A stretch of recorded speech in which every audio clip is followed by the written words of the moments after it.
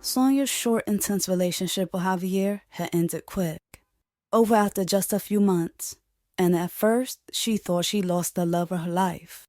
He'd shown her right on time, giving her a sense of security she didn't realize she still needed. He'd been so reliable and thoughtful, stepping up for Mildred, whose home had gone downhill after her son was snatched from her life by some monster.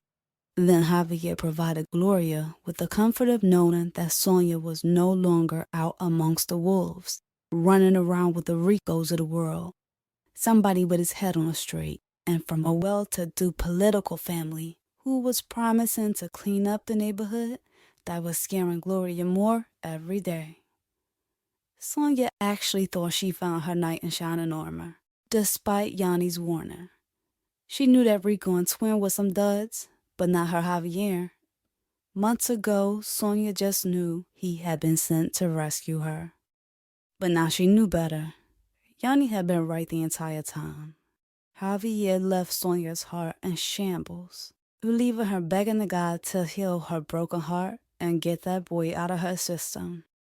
It wasn't even 24 hours later that Sonia received the answer to her prayers, because that very next day, Javier was back. But it turned out to be not for the reason Sonia expected. Not to reconcile and get back together. He had shown up to her block, deliver Rico like a bad omen. Sonia had gone from standing outside of Javier's car, excited to see him again, to being filled with white-hot rage. Javier bringing Rico to her place felt like a betrayal, and just like that, she could feel her broken heart hardening. Funny how a prayer can be answered, just not in the gift wrap you expect. That night was the first of many slaps of reality that helped Sonia get over her broken heart. The next one happened when she walked home from church the next day. Sonia pulled her shrug a little tighter over her shoulders, more out of sense of habit than any real chill. The sun was out, making a rare appearance on what was an unseasonably warm fall day. She was a block away from home when she saw the familiar face. She crossed the street quickly, her kitten heels tapping on the pavement as she made her way over to Ebony. Sonia smiled wide bubbled caution, greeting her old friend with a small wave, but no smile was returned. Ebony was staring Sonia down, or attitude, as she stood there with her bright red hair and matching Echo jacket. "How you been?" Sonia asked softly. "I've been all right." Ebony's voice was harsh, and she looked like she was ready to step away. "I heard you went down to FAMU." Ebony nodded, looking over her shoulder. "I haven't seen you in so long." "Look, I got somewhere to be." Before Ebony could walk away, Sonia quickly came out and asked, "Why are you acting like this toward me? You've been ignoring me for years, and I haven't even done anything." "Don't try to play innocent, Sonny. You know what you did." "What did I do?" "You set me up. Had me meet where we're going, Javier. Told me you'd be there, and then you just ditched me. After losing Yanni, my best friend, I felt so lucky to still have you. And then you did that to me. You set me up. Had me meet where we're going, Javier. Told me you'd be there, and then you just ditched me." Her voice cracked. "I didn't ditch you. I was ready to go, but Rico never came to get me. After y'all met, he told me that he didn't pick me up because he just wanted to get it over with." Ebony was looking over Sonia's face like she wanted it to be true, but couldn't let her guard down that easily. "Why would you ever think I would set you up? And what went down at Rico's house?" "He threatened me, and threatened my family too. Told me if I didn't take some money to recant my statement, something might happen to us." Sonia was in shock. "Heather, I'm so sorry. I had no idea." Now Ebony did believe her. The same old Sonny, same old friend who never needed any convincing. "I wanted to be there. I planned on being there. And I tried to reach out to you afterwards, but you never answered." Then he transferred to another school. I had to get out of there. I moved in with my cousins down in Harlem, trying to stay away from Rico and Javier. Javier threatened you too? Sonia asked cautiously. Nope. He just sat there quiet the whole time, while Rico did the threatener. Then Javier told me to take the money, and he drove me to the police station, telling me everything I should say. Ebony cried, memory still fresh. As Ebony went on, Sonia's brain just switched, and suddenly she understood Yanni completely, because after hearing all that, Sonia's first reaction was doubt. There was no way that Javier had just sat by while Rico threatened a girl who had just been victimized. Javier was a protector. None of this sounded right. Ebony had to be mistaken. Confusion clouded Sonia's mind, but seeing the flood of tears drenching Ebony's red face cleared up any doubt. There were no misunderstandings. Then, as Sonia's eyes welled up, she wrapped her friend in a secure hug like she had done years ago.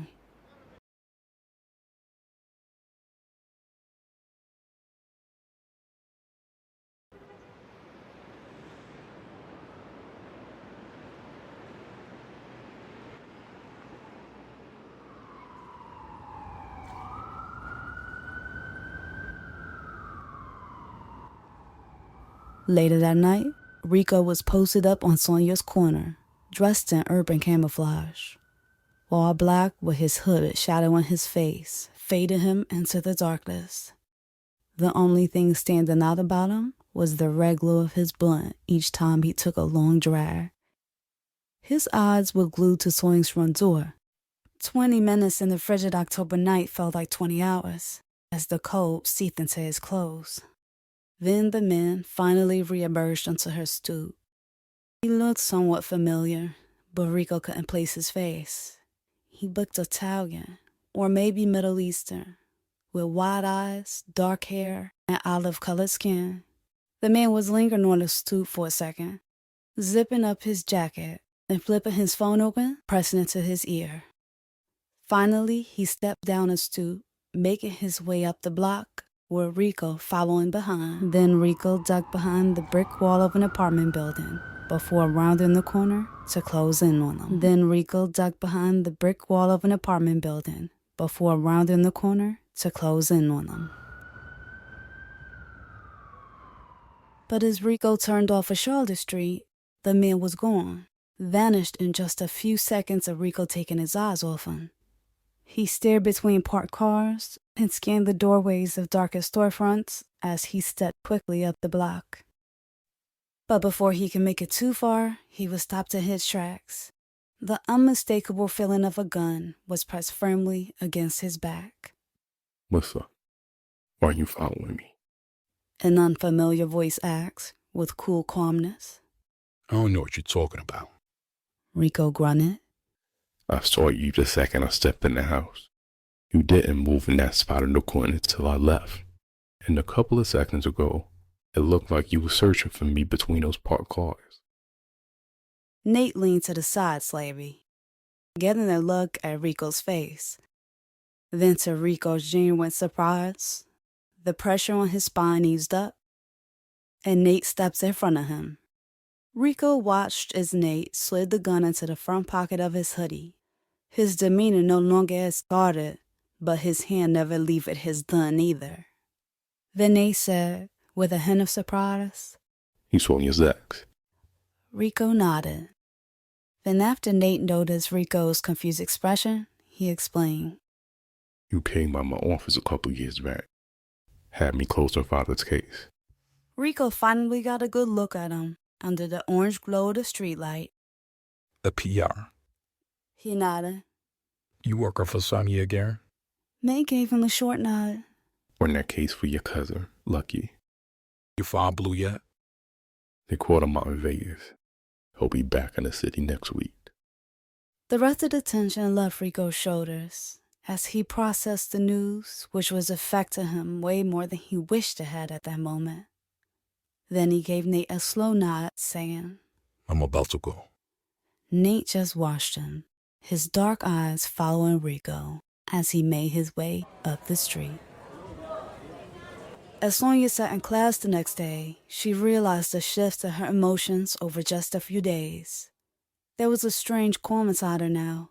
For the first time in what felt like forever, her desperate need for Javier was just gone. She found herself whispering a quiet thank you to God, feeling noticeably lighter, the chains no longer tight around her heart. She couldn't believe that she'd been willing to throw away her Ivy League education and even her family to run off on him. Someone who went along with a plot to threaten her friend's life just so a predator could go free. Sonia was so grateful that the heartache was gone, but now it was replaced by a different kind of pain clawing at her insides. Regret that had her sick to her stomach, forever being involved with Javier Rico. The truth was, she hadn't really known either of them. But both times, she'd been so sure that each of them was the one. And come to find out, it was just her heart playing tricks on her. After Sonia had finished speaking to Ebony the day before, she immediately called Javier. Not to plead with him, teary-eyed with a cracking voice like before, she strictly wanted answers. But his line never rang, didn't even go straight to voicemail. All Sonia got was that cold robotic recording, the one announcing that the number was no longer in service. Javier had been that pressed to cut her out of his life, he actually had his number changed. She figured he'd probably done it after that wild scene at the brownstone months ago, when Sonia had shown up like some little psychopath. She cringed, the shame still fresh. Then she pushed those thoughts from her mind and refocused on the lecture. She straightens up in her hardwood chair, forcing her gaze forward, zooming in on her professor's animated gestures.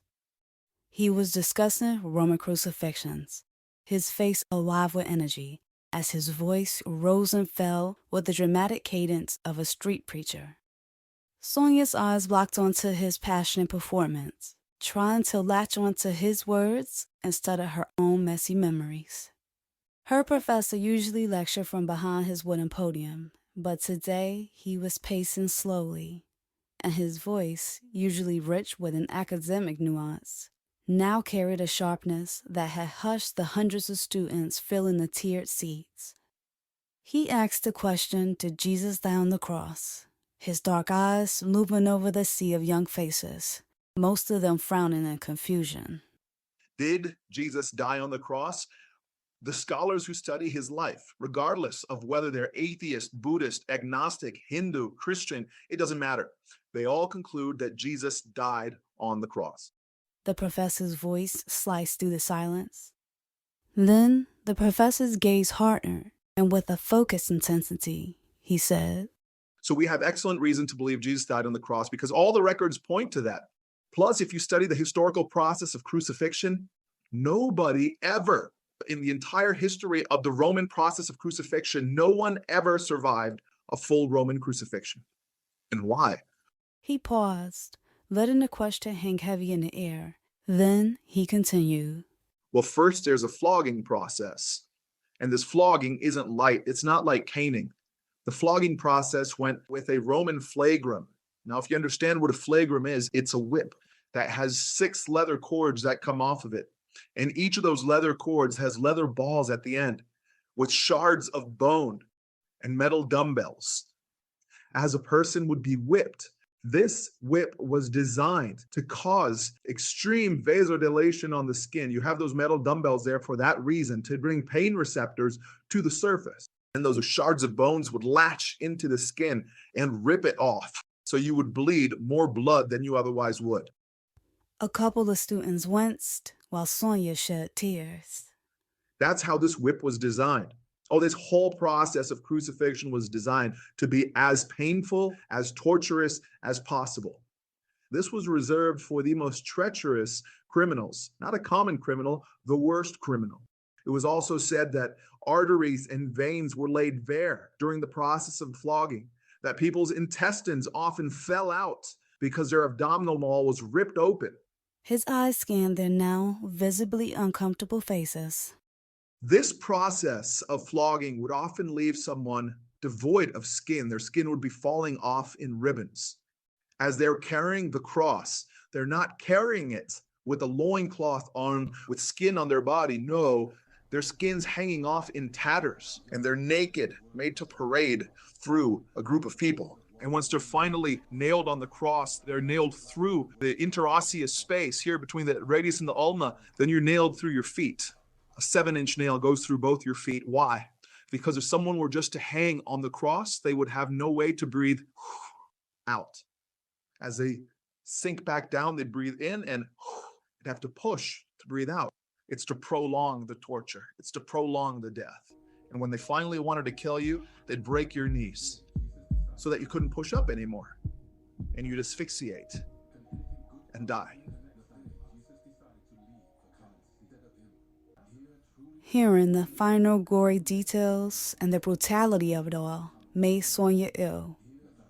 She swallowed hard, quickly drying her tears, as the professor announced that they would discuss the evidence for Jesus rising from the dead during the next class. Then the students exhaled a relief as the tension began to fade. That lesson followed Sonia out of the lecture hall. The brutal details of the crucifixion made Jesus' sacrifice even the more real for her, and made her own petty romantic drama feel small in comparison. The conversation she previously needed from Javier now felt irrelevant, replaced by a strong clarity. She didn't need any explanations, and was just fine with staying away from him and Rico altogether. But then she remembered that incident with Nate the other day, and she found herself skipping her last class to get to work early, catching Javier before he pulled his usual disappearing act. He was already slipping into his jacket when Sonia stepped into his office. He looked at her with a frustrated expression, not even bothering to say hello. I tried calling you, but it wouldn't go through. When'd you have your number changed? A couple months ago. He didn't look her way, just zipped his jacket. She shrugged, then made a point to say, I wouldn't know because I haven't called or texted this entire time. He finally looked over at her, an impatient expression on his face. What's up, Sonny? I need Rico's phone number. Javier paused, studying the new strange coldness in her eyes. What you need his number for? The question came out sharp, like he still somehow had the right to know her business. He's been hanging around my house like some kind of stalker, and followed the PI after he left my place. I need to tell Rico to stay away. I'll talk to him. His voice was flat, already dismissing her as he turned away, moving toward the door. I'm not asking you to speak to Rico. I want to talk to him myself. I think it's best you stay away. The less contact with him, the better. How you just give me his number? She huffed. I need to speak to him myself. Make it clear to him that there's nobody else and he can stop searching for some man that doesn't exist. Why didn't you tell him you was with him in the first week? I didn't tell him that. I told him I moved on. Then he asked if I was in love, and I told him that I was. Sonny, why would you tell him that? Because it's true. Then she corrected herself, staring him up and down. It was true. Javier stared at her, his expression just as flat as ever. Look, either you give me his number so I can talk to him, or I'm going to the cops to let them know he snuck back into the country. Are you crazy? Don't call the cops. He shot back with a sternness that shook her. I promise, if I catch him lurking around my house again, I'm gonna call. And why you care anyway? Didn't you and your uncle get Rico deported in the first place? We did that as a favor to get him out of MCC and keep him from doing any real time. We wasn't trying to get him kicked out of the country just because. I'm not trying to get him kicked out of the country just because either. I'm doing this to keep myself safe. Javier was still silent, the muscles working in his jaw, and looking like he'd rather be anywhere but in that cramped office with her. Sonia continued, Look, I'm not comfortable having him lingering around the city, acting like he can't take no for an answer. You saw how crazy he got the other night. I spoke to him about it, and it won't happen again. Why'd you bring him over to my house anyway? Because after he told me he was going to see you, and I couldn't stop him, I figured I would go too, just in case he caused some problems. Sonia rolled her eyes, but her attitude was beginning to settle down a little. Okay, if you don't want to give me his number, then just set up a meet. It can be somewhere in public, and you can come again just to make sure nothing goes down. But I need to talk to him, clear everything up, and tell him to leave me alone. Then, after Sonia got a reluctant yes from Javier, she left quickly to his surprise. No lingering gazes, not even a thank you. She just walked out, leaving him alone to wonder about the shift he had just witnessed. A sense of uneasiness settled into him as he realized that the Sonia he thought he knew had vanished, replaced by somebody new.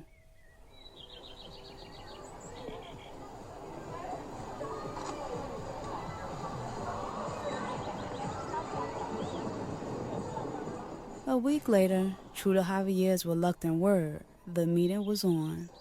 Sonia sat stiffly on one of those green, splintery park benches. A proper autumn chill had settled over the city. But Crotona Park wasn't empty, though. Families were gathered around smoking grills, sending the scent of barbecue drifting into the breeze. A group of older men slapped dominoes on a folding table nearby, their voices loud with laughter as they spoke over a tiny blasting radio. Rico arrived a few moments after Sonia, sitting close beside her and radiating his usual confident energy that she refused to acknowledge. Again, Javier was just a shadow over in his parked car a few feet away, staring at the pier like a watchdog, making the meet feel like some kind of supervised visitation. My PI said you followed him the other night, she said, getting straight to the point. I ain't following nobody. We just ran into each other. He said you were out watching my house. Rico, why are you being so crazy? Sonny, I was just in the neighborhood and ran into him. He's the one who bugged out and put a gun on me. What are you talking about? She asked in disbelief. Yeah, overreacting and whatnot. He shook his head. He told me he'd go get it blue. Said he'd be back in the city this week. He died back yesterday. That's good. I'm still so mad I wasn't here when it all went down with him, Lucky. And then when he shot up your office. Javier told me how scared you was that day. I tried reaching out to you after it all went down, but I never could get in touch. Look, I'm just here to talk to you about this stalker. That's it. I'm not trying to rehash the past. Rico shifted, turning to Sonia, and his voice became softer, laced with a regret that felt surprisingly real. I'm sorry about the other night. I just wanted a chance to explain myself, but I shouldn't have grabbed you like that. No, I didn't mean to get that rough with you, but you wasn't trying to hit me. Rico, I'm not here to talk about any of that. I just wanted to clear up some things. I'm not with anybody right now. So if you're lingering around trying to find out who the new guy is, there is none. You say that, but you wasn't lying the other night when you told me you was in love. I could tell. I was talking about my ex. I'm not with anybody right now, but I still don't want to get back with you, she said clearly, staring over at him. Okay, you cleared that all up. Now give me a chance to explain. Sonny, the whole time we were apart, all I did was work on getting back to you. I never cheated when I was down there, despite what you think. I wasn't answering your calls some nights because I was working. She caught her eyes and let out a disinterested sigh. Rico, like I said, none of that matters anymore. But don't act like I imagined everything, because I know something changed with you. You didn't even want to talk to me when we would speak on the phone. You can keep denying it if it makes you feel better, but I know. He held deeply, then admitted. Something did change. Javier brought me some news, and it messed me all up. He paused, and Sonia looked over at him. He told me that Twin was the reason I got arrested. Twin snitched and talked to the feds. But why would getting news that Twin was a snitch have you treating me different? Twin blamed you for getting him arrested, saying that if you never shared that video with Ebony, he wouldn't have to snitch in the first place. He blamed you, and then part of me started to blame you too. Are you for real? I'm just telling you the truth. It wasn't nothing that I couldn't move past though.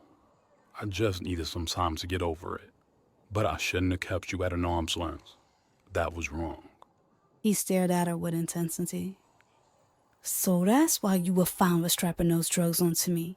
Because you blamed me and was still mad, she said like she was having a revelation. That's not true. I was over it by then. You sure you wasn't just trying to get me back for sharing that video? She shot him an accusing look. You can't be for real. The hurt in his voice was clear. I am. You knew I didn't want to do it and made me go through with it anyway, talking about some lady in customs. Sonny, I swear I paid that lady and everything would have been good. He said like he was pleading with her to believe him. She shook her head and was shifting in her seat like she was ready to leave, but Rico spoke quickly. Sonny, you can't forget about all the times we shared. Everything that we've been through. You can't just throw everything away like it didn't matter. Like we didn't plan on having a life together. Suddenly, Rico's words had Sonia flashing back to the night she spent pleading with Javier. The pain she felt as he just sat there being cold toward her. That's when she realized she couldn't sit there and do the same to Rico. After all, he had forgiven her for ditching the drugs and had even worked so hard to return to New York. So, she let that iciness thaw from her tone, removing the attitude but continuing to keep her guard up. So the whole time you've been down in Colombia, you been all by yourself?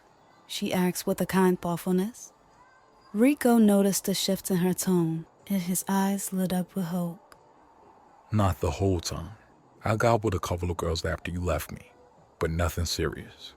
Because I didn't want nobody but you. Then he placed his hand onto the back of hers. But I'm completely single now. We can try this again. It gotta mean something that I worked so hard to get back. I'll sacrifice my life in paradise to come back to this cold, dirty city just to be with you.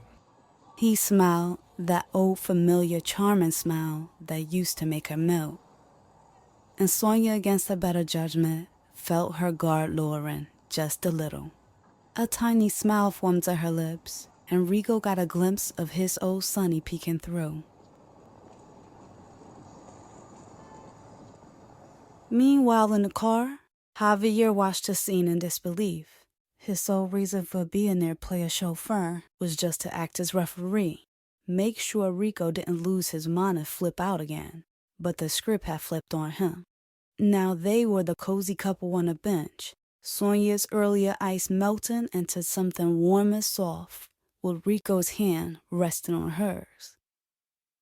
Sonia was actually smiling a little as Rico leaned in, all smooth and charming, like the old days when Javier was on the outside, looking in with envy.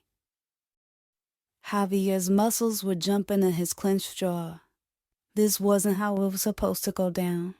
He looked away from the couple, tired of watching the bizarre reunion. About 10 minutes later, the passenger door opened and Rico dropped heavily into the seat. Javier quickly scanned the edges of the park for Sonia as he asked in a careful, casual tone. Everything good? Rico mumbled a yeah as Javier pulled away from the curb and finally caught a glimpse of Sonia, who was already halfway up the street. Then, in as casual of a tone as Javier could muster up, he asked Rico if the two had worked everything out. That's when Rico explained that there was nothing to work out. He informed Javier that Sonia seems to have lost her mind. She started talking about the two having no possible future because they were on some different paths, talking a bunch of Jesus nonsense and had an insane look in her eyes while she spoke. Told Rico that he needed to turn to Jesus before it was too late. That she tried to warn Lucky, but she didn't listen, and if Rico waited too long, it might be too late for him too. Rico shook his head as he recalled the conversation. She ain't the same. Felt like I was talking to some brainwashed stranger, a member of a cult. She just started staring off into space, talking about loving Jesus as him being first in her life now. It was sad, actually. Rico blew out a frustrated breath. Things were so much easier when the competition was some actual other man, somebody Rico could see and do something about. As they drove to Dria's house, Javier was full of concern. Back when he was with Sonia, Javier would be slightly worried too when she go on her little rants about Jesus. But this new report from Rico sounded like she had gone full-blown crazy. He hoped their breakup hadn't been the thing that finally cracked her, sending her all the way into that fantasy land she seemed to be building around this imaginary god.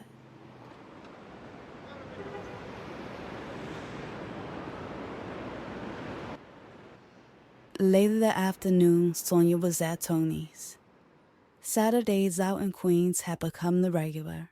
Usually, she'd be there with them in the afternoon investigating, then making sure they got into the functions on Saturday nights. But with no fundraisers, auctions, or banquets planned for the evening, Sonia didn't rush her work. Instead, she stood in the kitchen with Teresa, discussing making marinara sauce from scratch. Teresa looked at Sonia suspiciously. Who taught you how to make it? I sort of taught myself.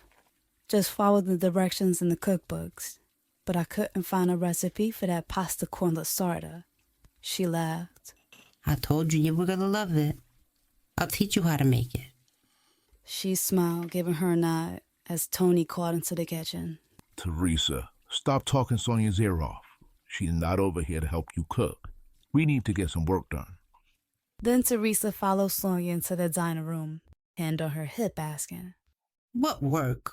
All you guys do is go out to fancy bars nowadays. She remarked, then looked over at Sonia. Tony told me that I couldn't go to those fancy parties, but I think you can get me in, right? Yeah, I could put you on a list. Sonia smiled. Pete, I'm going to be working at those events. You'll want to talk and dance, which I won't have time for. Please. I can have a good time without you, Anthony. Do your little investigating, and I'll enjoy the party. Then Teresa picked up a framed photo and pushed it towards Sonia, saying, I'm a real good dancer. We used to go to the discos back in the day. That's how I met Anthony. Sonia looked down at the photo. Anthony was dressed in a bell-bottom suit, shirt unbuttoned showing off his hairy chest and gold chains, and Teresa was wearing a slinky dress with long, dark hair.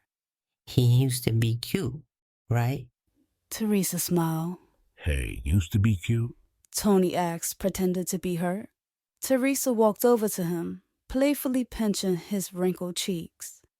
Sonia smiled like she always did when she watched the couple go back and forth, seeing the genuine love between them, a comfortable, familiar kind of love that reminded her of her parents when she was growing up. Then she turned her eyes to her laptop, clicking through photos on MySpace, looking at a bunch of club pictures and photos from parties. Tony looked under the dining room table, then at Sonia's computer asking, How are you on the internet without wires? Sonia pointed out a small device the size of a pack of gum sticking out the side of her computer. I got an internet stick. Internet stick. Tony repeated, looking the strange thing over. Then Nate stepped behind Sonia, staring at her laptop. Yo, I thought you came to help. You over here on MySpace. Nate, this is work. I'm trying to compile some sort of list of the people I see at these parties. I recognize so many famous people. Nate leaned closer to the laptop, then asked Sonia to save the pictures so he could have them printed and added to the already cluttered board. Looking at those photos, you would never know that there was a downside to Brianna's life of glamour. She was smiling in every photo and looked so perfect, but from what Nate told Sonia, it was a lot of pain behind those parties. As Sonia clicked through the images, she saw one familiar face after another, and began to realize that a lot of those famous people she actually seen up close and personal at Isha's party months ago. Then after Sonia went through Brianna's photos, she clicked through the pictures of her top 5 friends, where Sonia actually saw photos from the party she'd attended at Isha's place. Her gut tightened slightly and a sick feeling came over her as she clicked through photos that showed the girls, first at Isha's party, then later at a party Rachel had gone to with Petty Dean.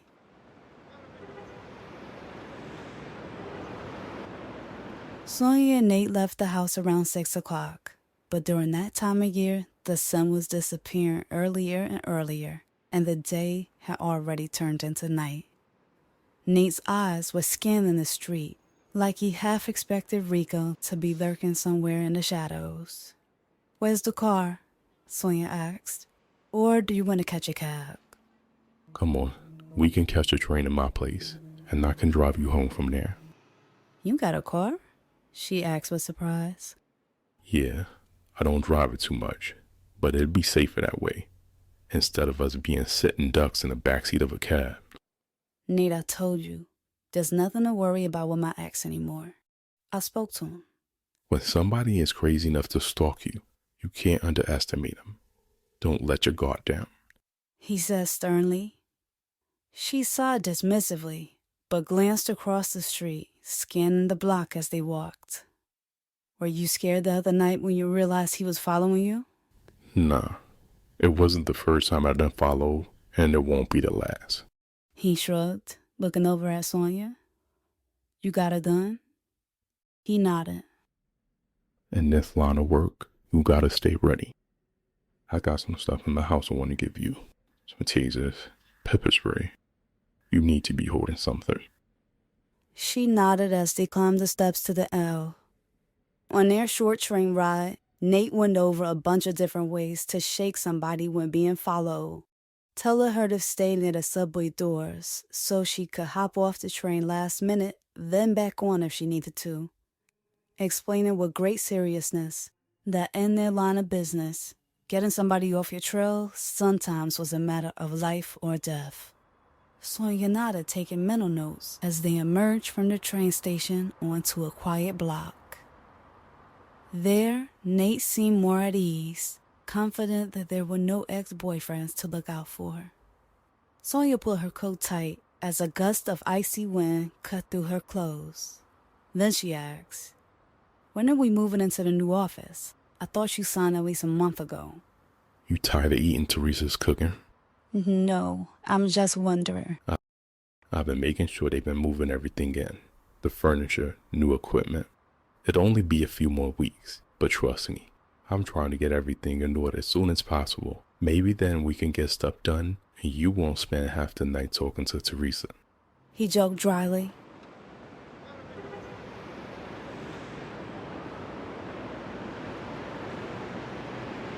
After a short walk, Nate led the way to a building, all glass and steel, with a suited man pulling the door open as they approached. Inside, the lobby reminded Sonia of those glamorous hotels that hosted Louise's fundraisers, gleaming gold chandeliers hanging from the high ceilings, looking sleek and modern. There were plush couches in the center of the wide space, and a huge wooden desk off to the left, where another suited man stood. He nodded at Nate with kind eyes, watching as Nate and Sonia walked over to an elevator. Nate's place was on the top floor, way up, where queens kissed the sky. And through the walls of glass surrounding his living room, Sonia could see the Atlantic Ocean spread out beneath the cold night sky. Inside, though, it was all warmth. A sleek modern space with low lights and dark decor that felt more glamorous than gloomy. But for all of that shine, there was a deep coziness to it all, like you could actually kick your shoes off and just belong. As Sonia stood there, staring all around in awe, Nate excused himself, telling her that he'd be right back. Once alone, Sonia could hear the voices of women and the sound of dishes clattering like they were cooking or cleaning in a nearby kitchen. "Nate, you home?" A woman's voice called out. Then the lady appeared, sharp and stylish, dressed all in black. Sonia's eyes moved over her familiar face. Then she smiled with shock. Professor Qureshi? Sonia boy? She returned the smile. Nate went somewhere up the hall, Sonia announced. How do you know Nate? We work together. The professor nodded, stepping further into the living room. Then, still smiling, Sonia asked, "Is Nate your son?" Professor Qureshi laughed, then frowned dramatically. Please don't tell me I look old enough to have a 24-year-old son. Sorry, but two you just look alike, so I assumed. Sonia smiled apologetically. Nate's my little brother. Just then, an older woman, graceful with big eyes like Nate and his sisters, stepped in, drying her hands on a dishcloth. This is our mother. Professor Qureshi announced, then told the older woman all about Sonia thinking she was Nate's mother, making her mom laugh too. Then Professor Qureshi gestured toward her mother, introducing her. Sonia, this is our mother, Miriam Saviva. And Mom, this is Sonia Boyd. She works with Nate, and she was in my class last semester. Mrs. Saliba offered a soft, genuine smile. Welcome to our home, Sonia. Her gentle voice carried a thick accent that Sonia couldn't place. Thank you, and it's so nice to meet you. Your home is beautiful. Thanks. Mrs. Saliba said with a slight nod. Nate has good taste, sometimes. She chuckled with a small teasing smile that made her daughter laugh and just confused Sonia. Then, after cracking her little inside joke, Mrs. Saliba excused herself and headed back into the kitchen. When Nate finally returned, he was holding a few cans of pepper spray and 2 tasers. His sister turned to him with a spark in her eyes. Nate, this is the girl I was telling you about. The one that was being bothered by those spirits. He looked over at Sonia with surprise mixed with confusion and remarked, Small world. Then his sister turned from him and said to Sonia, I told him about how you told me off last semester in class. I wasn't telling you off. I was just frustrated because you were making it seem like I wasn't telling the truth and that demons weren't real. I wasn't doubting you back in class. I was challenging you. Most of my students don't get challenged on their beliefs. They have no idea how to defend what they believe, or they just don't care enough to even try. That's why I'm constantly trying to challenge my students to seriously think about what they believe. She pushed out a sharp sigh, then her voice lowered a little. Back in Syria, people take religion very seriously. Our father literally gave up his life because he was a follower of Christ. But here, her voice held a note of disappointment. So many people just wear their religion like it's a label. They don't take it serious enough to defend it or even learn about it. Sonia glanced over at Nate, who gave his sister words a subtle nod, like he was in full agreement.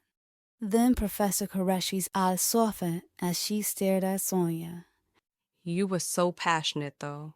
I rarely have students who stands up for what they believe in like you did. You were so quiet in class. But when we started talking about the mythical origins of demons, you came alive.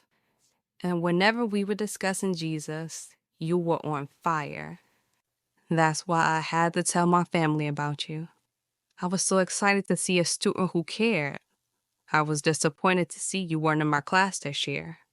I planned on taking it, Sonia said quickly. I thought I was signing up for your class because it was a religious studies course and the professor's last name was Qureshi, but it turned out to be a man. You gotta pay attention to those initials. I'm N. Qureshi, Nahira. You signed up for A. Qureshi. That's my husband. How were you like at his class? It's really good. He was teaching about Roman crucifixions the other day, and I cried.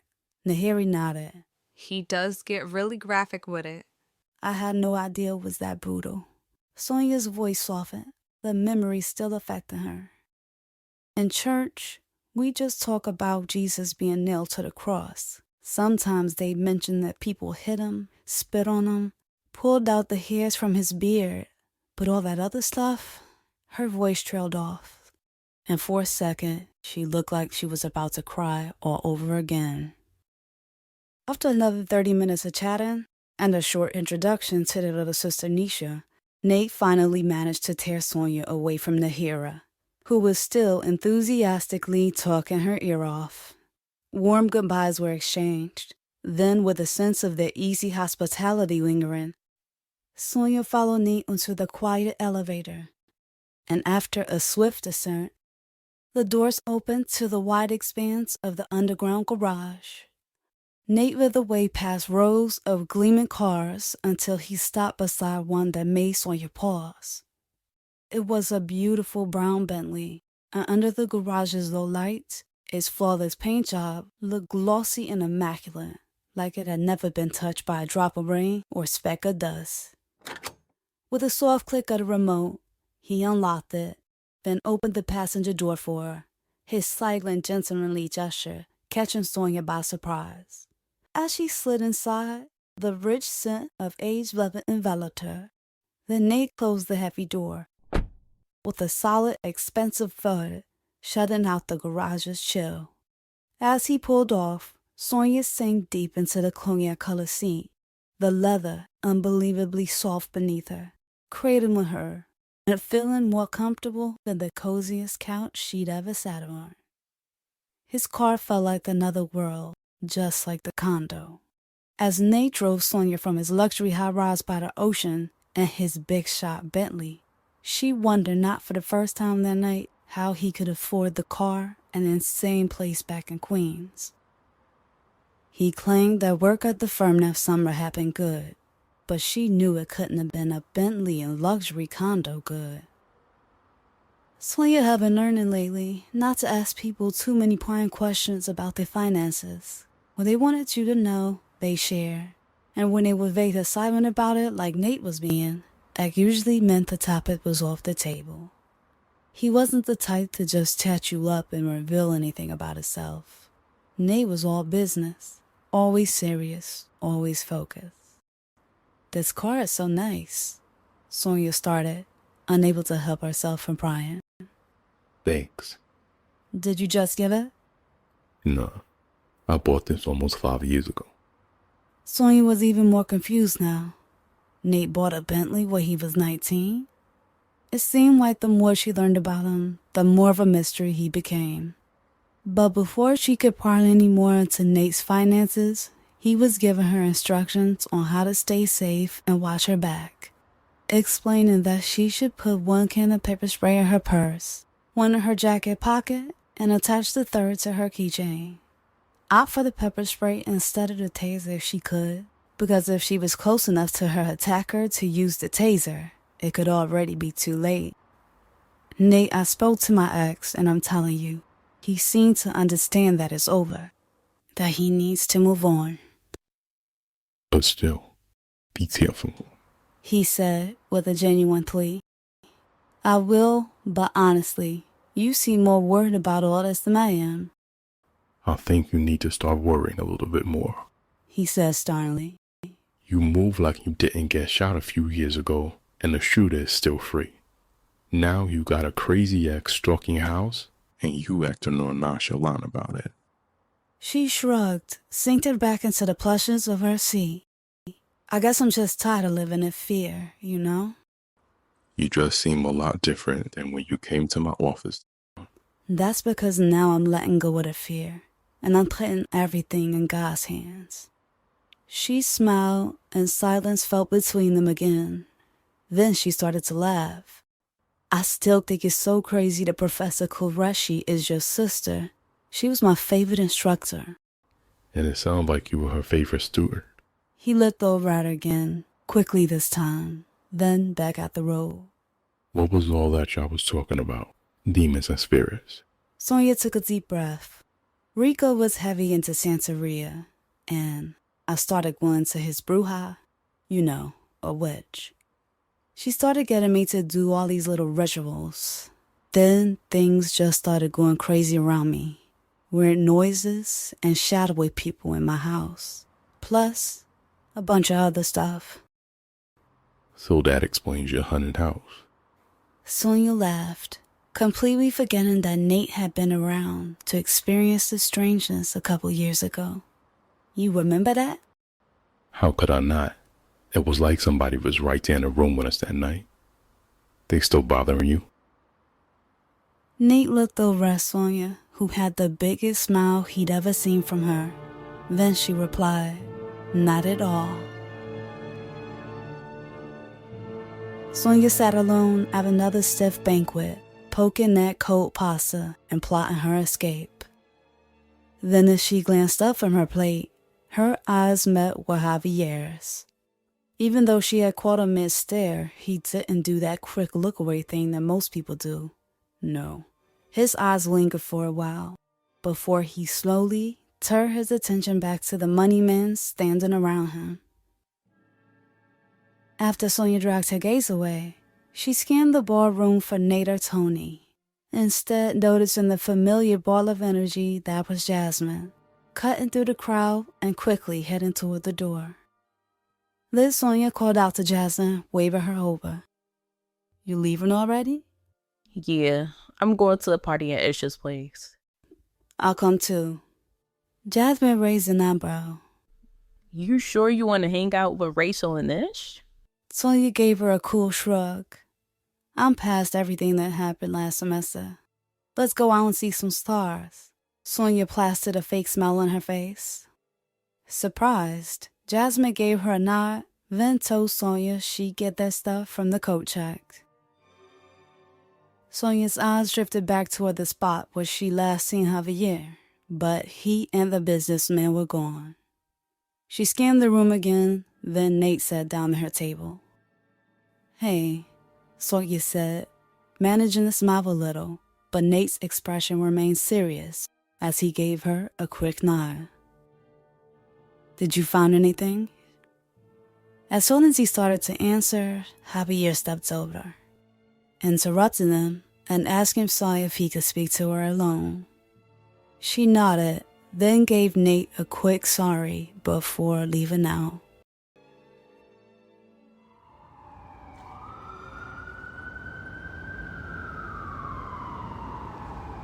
Outside, Sonia and Javier stood on a nippy sidewalk as the city moved all around them in a blur. Then, since Javier was still completely silent, Sonia started the conversation. In a tone that was casual yet dry, she sounded like a stranger to Javier. "I haven't seen you at one of these things in a while." Yeah, I've been staying away, trying to give you some space.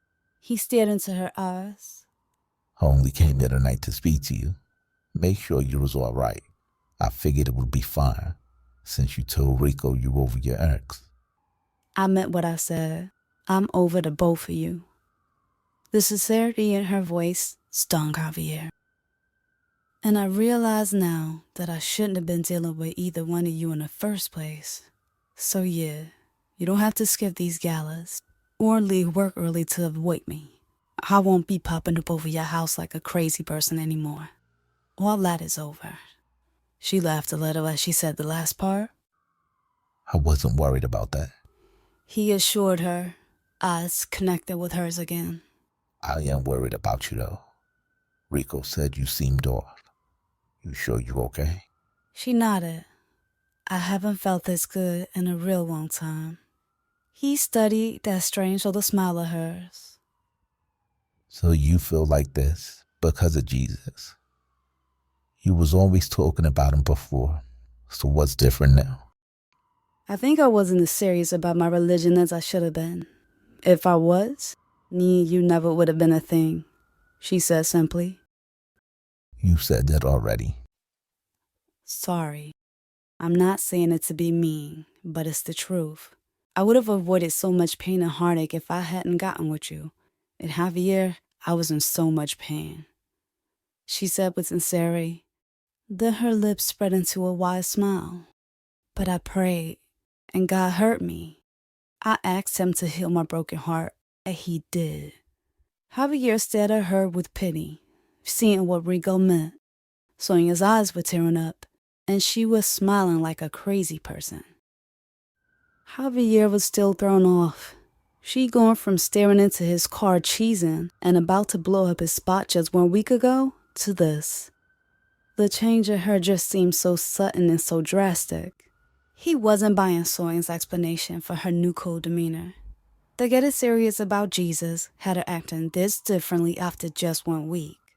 Then Javier just came out and asked her, Is your PI investigating me and my uncle? What? What are you talking about? Why is he here at the gala? What is he looking into?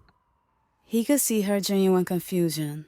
Then it looked like a light bulb went off of her head. Wait, are you talking about the drugs? What drugs? Now Javier was the confused one. You twin and Rico had that cash in the basement from drugs, I'm assuming. Rico said it wasn't drugs, but we know he's a liar. It wasn't drugs. Sonia shook her head as Javier remained silent. Then she sighed and said, No, Javier. Nate isn't looking into whatever shady little side business your uncle's got going on. He's looking for somebody. Somebody like who? Why do you care? It's got nothing to do with you. Is that why you asked me to come out here? Because you wanted to ask me about the PI? No, I told you I was worried about you and just wanted to make sure you was okay. Well, I'm okay. So if that's all you wanted to talk about, she said coldly. Javier gave her a nod, then turned to head back in, only for Sonia to start up again. I ran into Ep the other day. How was she? He asked in a casual tone that annoyed Sonia. Not good, she snapped. Javier, I talked to you about Ebony ignored me after she met up with you at Rico. Told you how I couldn't understand why she would be so upset after all y'all did was apologize. And you never once told me the truth about what went down. It's not like we forced her to take the money. Y'all threatened her and her family. I didn't threaten her. Right, my bad. She said Rico did the threatening, and you just sat there while he didn't. Javier didn't flinch, just let out a short, almost annoyed sigh. What's done is done. Rico said what he thought he had to say. And don't act like Ebony is innocent in all this. She made a choice when she got sloppy drunk at that party and started all of this. People make choices. Things happen. Just like she made the choice to take the money, she got paid, and we all moved on. Sonia felt like a knife was twisting in her gut, hearing his cold tone as he blamed Ebony for the whole thing. Her eyes moved over his hard face, and the anger finally left her voice, now filled with a clear sadness as she spoke. When Ebony told me Rico threatened her, I believed her without a second thought because I know Rico, and I wouldn't put it past him. But when she told me the part you played, I just knew that she had to be mistaken. I never thought you would just stand by and let something like that go down. I thought you was so much better than that, but you're not even denying it. I was never going to let Rico do anything to Ebony. But she didn't know that. You and Rico traumatized her all over again. You drove her to the precinct and told her what to say to let her rapist go free. I really thought I knew you, but now I know just how much I don't. Just then, Jasmine, who had been hovering by the hotel entrance like a guardian angel, waiting for them to wrap things up, decided to step over and rescue Sonia from what looked like a tense conversation. She glided over, handed Sonia her jacket. Then she greeted Javier with a weak smile. Hey, Javier. Me and Sonny are going to another party at that music producer's house. You should come. It could be like old times, minus the vomit. She shot Sonia a hopeful glance, but Javier just gave her a quick and final no. They went inside the hotel, leaving Sonia out on the chilly curb. Back in the ballroom, Nate watched Javier return without Sonia. After he called, she picked up on the second ring, apologizing immediately. Sorry, Nate. I completely forgot you wanted to talk. What's up? We should really talk in person. Well, I'm on my way to a party in Brooklyn. Can you meet me there? Yeah, send the address. When Sonia and Jasmine arrived at Ish's loft, it was empty, or close to it. There were only a handful of people in the living room, deep in discussion, and it looked like the party had died before it even got started. The second that Ish spotted Sonia, his face lit up, and he was making his way over to the girls, who were still standing by the front door. Sonny, long time no see. I know, right? His gaze lingered on hers. Then, before she knew it, Jasmine was stepping away, tapping on her phone. So where you been? You disappeared from campus last semester and will leave class so fast, I never got a chance to speak to you. I was busy, with work mostly. As he nodded and stared into Sonia's eyes, she quickly became annoyed by his not-so-subtle flirting. Then Sonia glanced over Ish's shoulder into the gigantic living room area, asking, "Where's Rachel?" Out to her room. Sonia thought Ish's statement was weird. Her room. Jasmine told Sonia months ago that Rachel and Ish were married. Rachel said that was the only way he would let her move into his place. They had to do things the right way. Married people with separate rooms. It all seemed strange to Sonia. Across the room, Jasmine, who had been glued to her phone the entire time, finally looked up. When she did, she noticed Sonia looking like she was in distress again. She tossed her phone into her purse, then plastered a wide smile on her face, strolling over to Sonia. Sonny, Rachel just texted me. She wants company upstairs. Sonia stepped away from Ish, who seemed like he still had something to say, but the girls were already headed for the massive staircase. As they climbed the marble stairs, Sonia asked with a sigh, "Jasmine, what kind of party is this?" Girl, I know. I thought this one's gonna be like the last one too. Rachel just said Ish was having a party and asked me to come by. After they hit the top step, the hallway stretched out long and quiet. Up there, the walls weren't exposed brick like the rest of the loft. These walls were covered in some cream-colored paper, with shimmering Arabic characters stitched in gold thread. Sonia counted almost 10 doors that they passed before reaching the last one at the end of the hall. Jasmine tapped, then Rachel called for them to come in. She was sitting in the middle of a queen-size bed, back to the girls and shoulders slumped, not bothering to turn around after the door creaked open. Rach, I hope you don't mind. I brought Sonny along with me. Rachel finally looked back, offering the girls a weak smile. No, I don't mind. Hey. Sonia smiled too, as she followed Rachel over to a set of velvet sofas beside the bed. I'm sorry for inviting you over and I'm not even down at the party myself. Rachel sighed. It's fun. It's not much of a party anyway. Just a few people in the living room talking. But why don't you want to go downstairs? Ish said I can't go down without wearing that. She nodded toward a black hijab, sitting on the white vanity. I figured I wouldn't have to wear it because it was only a few people down there. And when we first got together, Ish said it was my choice to wear it or not. Then Rachel's voice got low and her face frowned up. I really don't think he cares if I wear it. I just think Nicole is in his ear. She's always trying to start something. While we were getting the snacks ready for the party earlier, she asked if I was gonna cover, and I told her that I wasn't. A few minutes later, Ish came over to me saying he thinks I should sit the party out if I don't want to wear my hijab. Jasmine shook her head with pity, and Sonia listened with attentiveness as Rachel went on. Whenever we have some kind of gathering, she's always trying to push me out. I know she just misses being the only wife and doesn't want me around for these kind of things. On a rare occasion I do get to show up, people seem like they forgot I even exist. Why don't you just cover and go down there? Don't let her just push you out. Jasmine suggested. Even when I go to the party, she spends the whole night trying to boss me around like I'm the help. Or she'll glare at me until I get out of the way. You tell Ish about this? Yeah, but she's so sneaky about it sometimes, and he's so gullible when it comes to her. He thinks she's some kind of angel or something, and I'm the problem because I'm always complaining.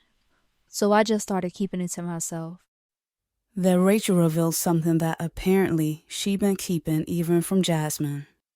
She's got this grudge because Ish just popped up with me here at the house one day, marrying me without even discussing it with her. Wait, what? Is he allowed to just hide wives from each other and not get permission from the others? And that's what he told me.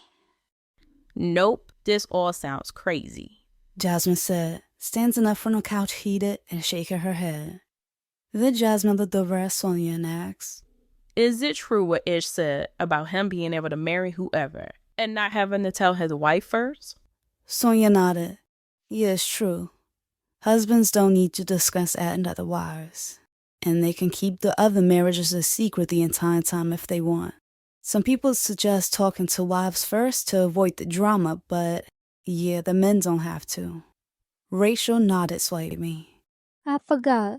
You're majoring in religion. Ish used to talk about you a lot. He said he was trying to marry both of us back then. She laughed with a sad, shy smile that made her seem so different from the girl she was last semester, and Sonia actually felt bad for her. Then in a hard tone, Rachel said to Sonia, Sometimes I wish both of us would have came into this house together. That way, it would have been 2 against 1. Sonia didn't know how to respond. The seriousness of her tone threw Sonia off, and Rachel's desperation for an ally in her own home was breaking Sonia's heart. So you knew about her, but she didn't know about you, or was everything a secret? Yeah, he told me about her. But he waited until we were literally speaking to the imam about getting married. He had been dropping hints that he was allowed 4 wives the whole time, though. At first I thought it was a little weird, but he never told me I would be some surprise second wife. She shook her head. So, Sonia said, trying to keep her voice gentle, other than the girl Nicole, do you like it here? Rachel picked at the plush black duvet cover with a bitter smile, then said sarcastically, Yeah, other than Nicole making my life miserable, it's great. Just then, Sonia's phone buzzed with a text from Nate. She dipped out as soon as she could, happy to escape the sad, twisted story hour that just felt like way too much. As she made her way back down the wide marble staircase, she spotted Nate standing at the door with Ish. A small wave of relief washed over Sonia at the sight of Nate, happy for his familiar presence in that weird, unsettling night. Ish, I invited him over. I hope you don't mind, she called to him. Not at all. I haven't seen Nate in almost 4 years. I'm glad you got him to come by. You know each other? Yeah, we had a production team. Me, Nate, and Najee. Ish nodded to a lanky, dark-skinned boy in the living room. Oh, a production team like the Neptunes? Ish laughed. I'm starting to think you got a crush on Pharrell or something. Sonia laughed too.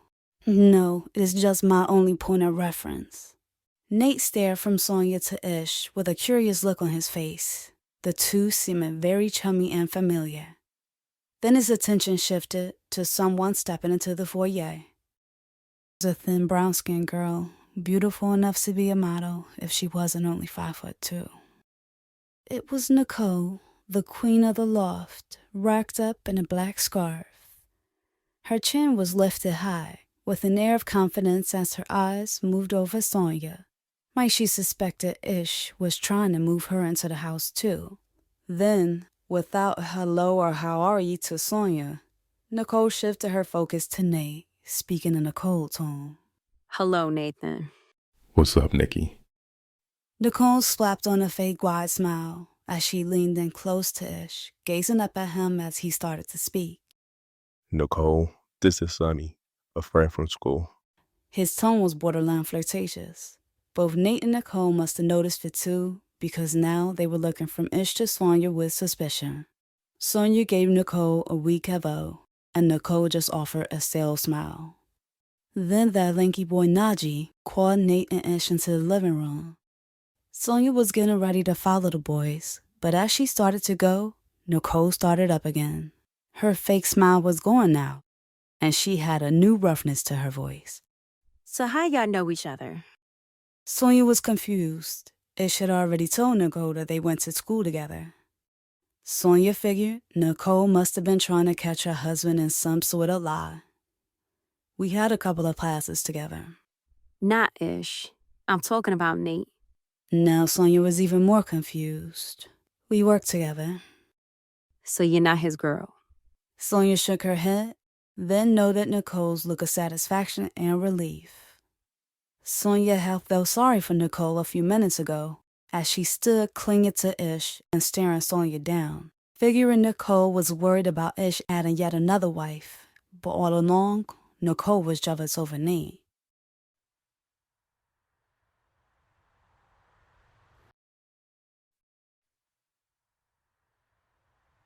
An hour later, a cab was carrying Sonia and Nate out of Brooklyn.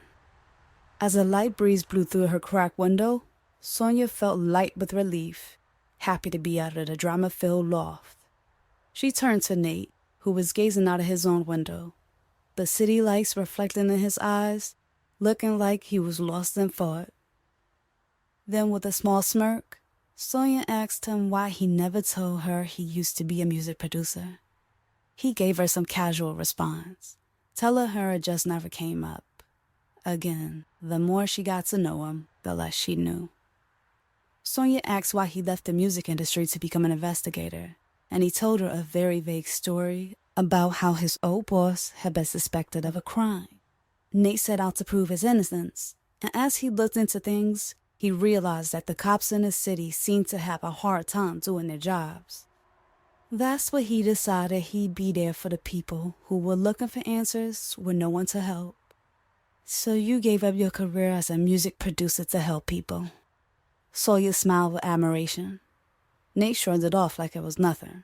What happened with your boss? Did you clear his name? Nah. While investigating, I found out he was guilty, so I stopped working his case.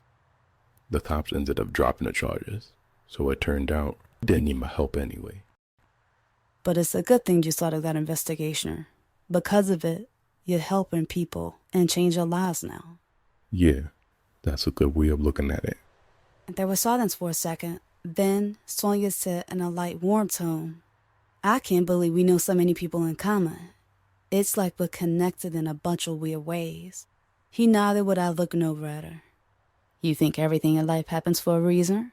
Nate shrugged. I do. I don't know why a lot of these things are happening in my life, but I do think it's for a reason. Now he was looking over at her. When I was going through Rihanna's pictures on MySpace, I recognized a few people from one of Ish's parties I went to last semester.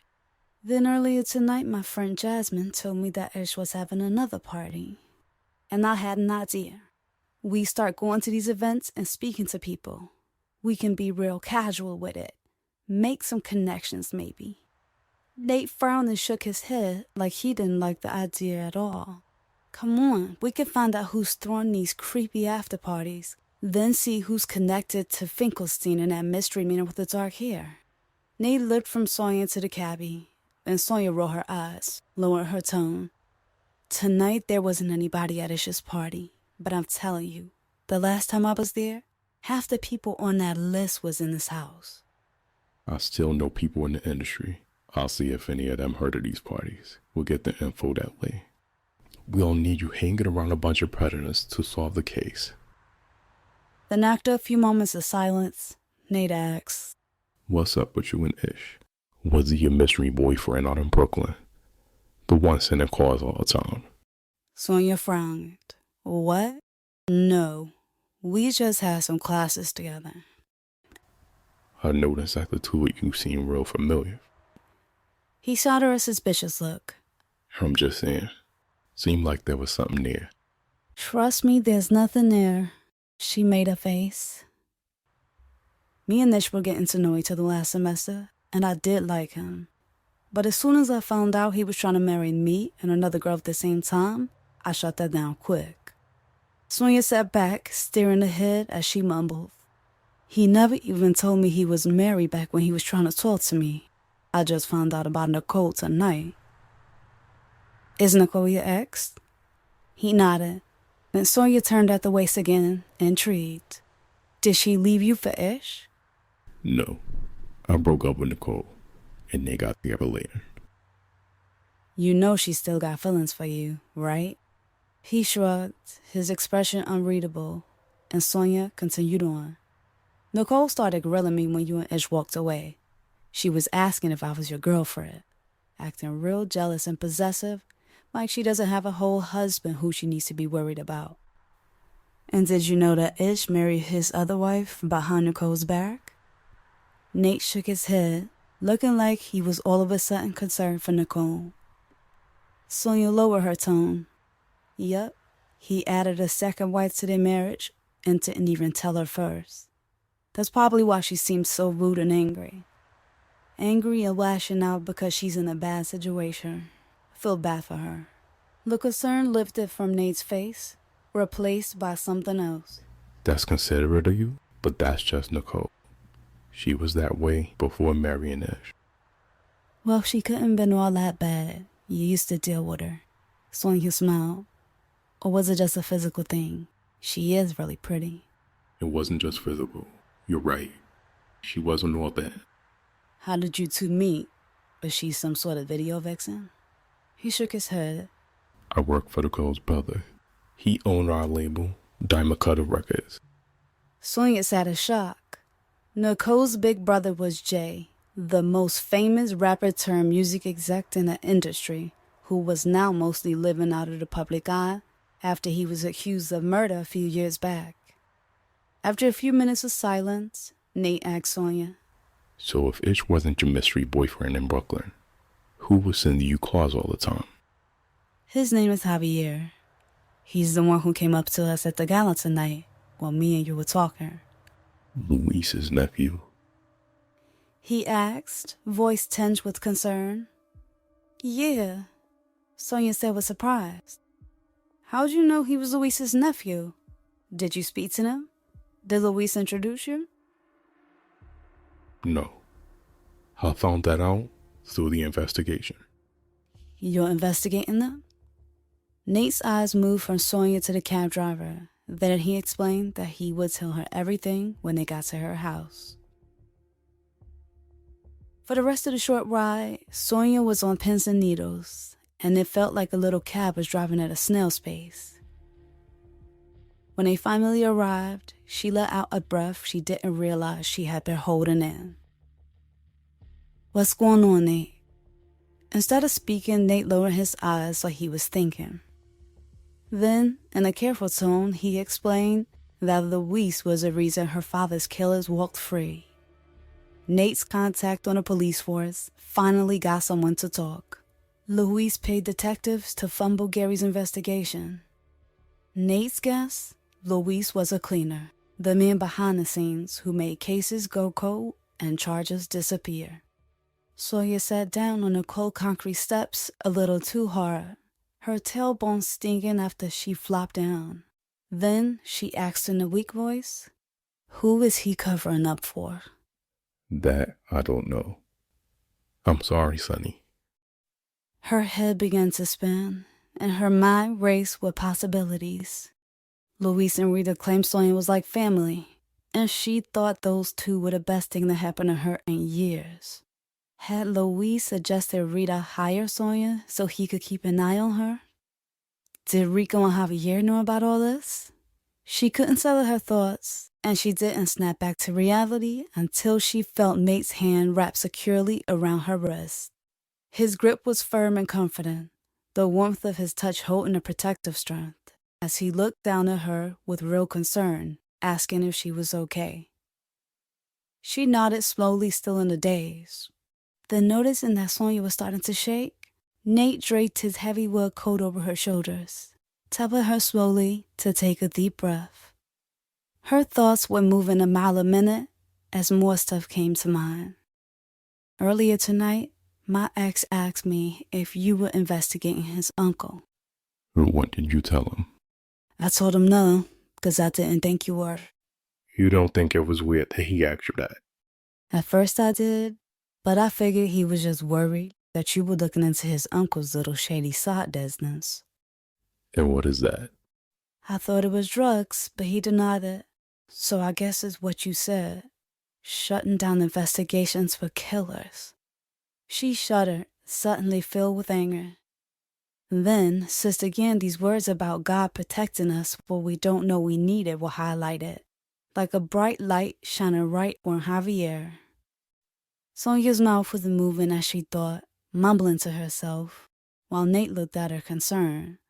He had expected tears and sadness, but not this raw, intense rage. I know this is a lot. Nate said, his voice low and steady. Just try to stay calm. Don't let any of them know that you're wanting them. When you quit, just give them some vague excuse. Say you need to focus on school or something. What do you mean when I quit? You don't want to keep working for these people and covering up for whoever shot you. Luis wanted to keep an eye on me. Now I'm gonna keep an eye on him, she said, voice now imbued with a new chilling strength. Nah, you shouldn't be anywhere near them. Luis is protecting the people who ruined my life, who ruined my mother's life. I'm gonna find out who he's protecting. I'm finding my father's killer. I can solve this without you working there. I got this. Nate's tone was firm. Nate, I'm not quitting this job, and I'm not afraid of anything happening to me. If I want to risk my own life, that's my decision. She shook her head defiantly. His jaw tightened and his voice dropped, rougher than she'd ever heard it. All right then, you fired from the firm. I don't want you on the case. The words hit her like a physical blow as she watched him step away. You're not serious. She flew up, trailing behind him. You too emotional right now, and you be too breathless. Keep your jump there if you want, but you're not working for me. He said, taking quick, purposeful strides. Fine, I'll investigate without you. I'll find out who did this by myself. Nate stopped in his tracks, turning to look her in the eye. Don't be stupid. You don't know anything about the investigation other than what I just told you. Leave the detective work to us. Hire me back or I'll do it on my own, she threatened, then quickly started begging as tears filled her eyes. Nate, please, I'll be careful. You too fragile and inexperienced to be some kind of double agent. You know that with me working on the inside, I can get this solved so much faster. Please. He shook his head, still not budging.